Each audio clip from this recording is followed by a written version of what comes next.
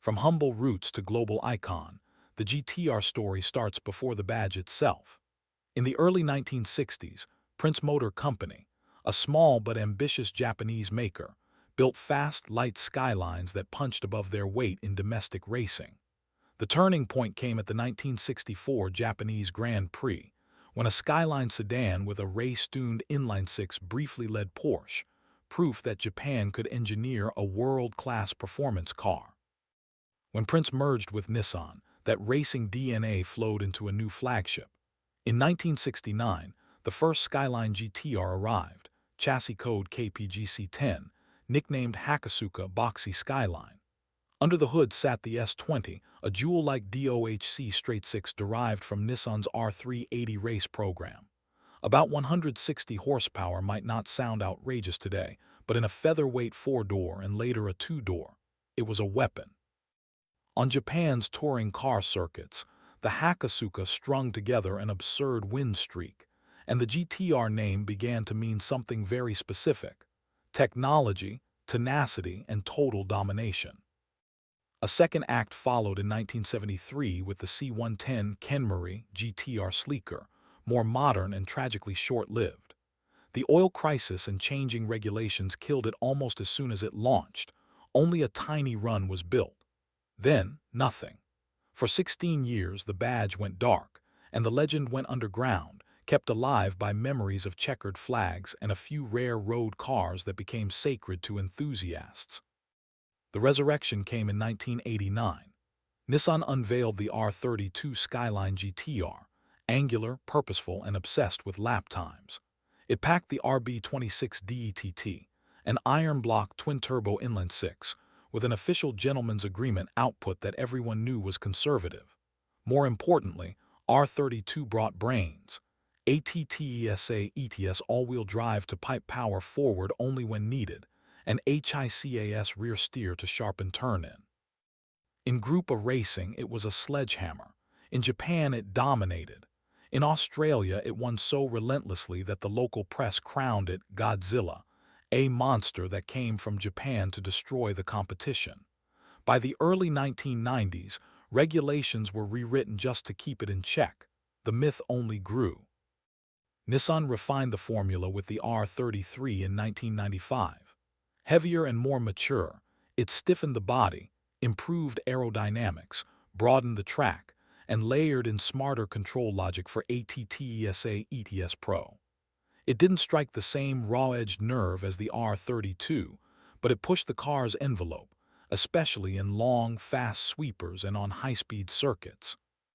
Special variants like the N1 and the ultra-rare NISMO 400R underscored how far the chassis could be stretched.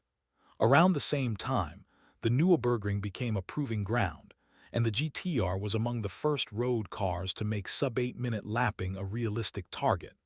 The legend was no longer just about race trophies. It was about data, telemetry, and the science of going fast. Then came the R34 in 1999, compact and aggressive, with some of the sharpest proportions in GT-R history.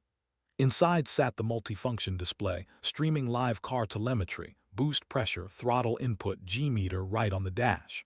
It was a racing pit wall for the street, years before such tech went mainstream. The RB26 remained, but everything around it felt harmonized.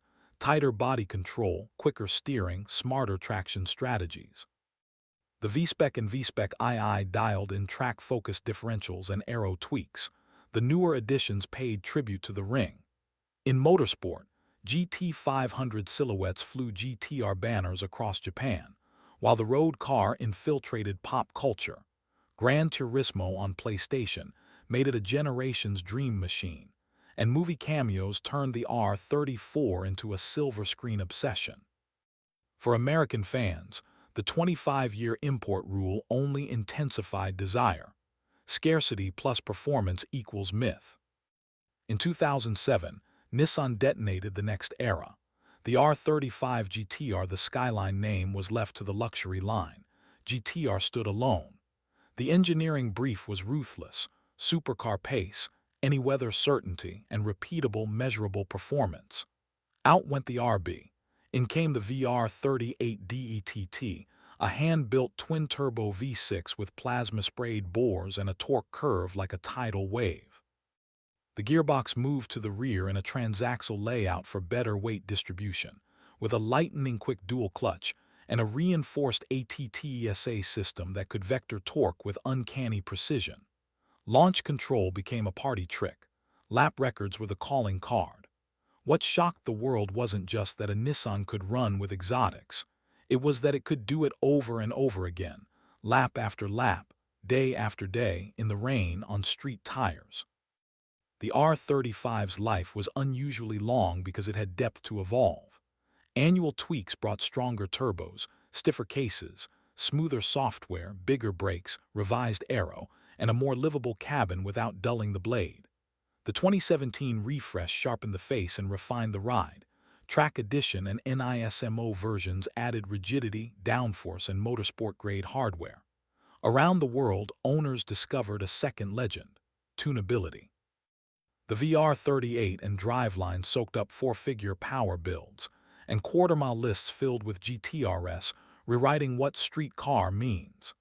Meanwhile, in Super GT and GT3, the badge stayed in the fight, proving that the GT-R spirit still lives best under a race engineer's stopwatch. Ask why the GT-R became a legend, and three answers echo. First, relentless engineering. Every generation was a laboratory: trick drivetrains, telemetry before telemetry was cool, electronics as an ally, not a gimmick. The goal was always the same: produce speed you can actually use. Second, meaningful motorsport. From Hakosuka Tourers to Group A Godzilla, from GT500 monsters to privateer endurance cars, the GT-R earned its stripes with lap charts, not marketing. Third, culture. The car wasn't just quick, it became a symbol. In games, films, and tuner garages, the GT-R stood for attainable excellence, for the idea that a cleverly engineered machine from Yokohama could elbow aside Europe's aristocracy on merit. The badge also carries a certain duality that fans love. It's clinical in its pursuit of time and numbers, yet emotional in how it delivers them. It's cutting-edge but honors its roots, a straight-six howl giving way to turbo V6 thunder, steel and oil yielding to code and carbon. It can be a daily driver with heated seats and a trunk, or a data-logged apex predator, clicking off sectors like a metronome. Few cars balance those extremes without compromise. Fewer still do it across 5 decades. Today, the world is changing again. Regulations grow tighter, electrification looms, and the next GT-R, whatever form it takes, will face a different racetrack than its ancestors. But the template is clear: technology in service of speed, racing in service of truth, and a community that pushes the platform farther than any factory brochure imagined. That's what made the GT-R a legend in the first place, and that's why the name still hits like a downshift into third at Redline. From a scrappy sedan that dared outrun Europe to a turbocharged deity that redefined supercar value, the GT-R didn't just keep up with history, it set the pace.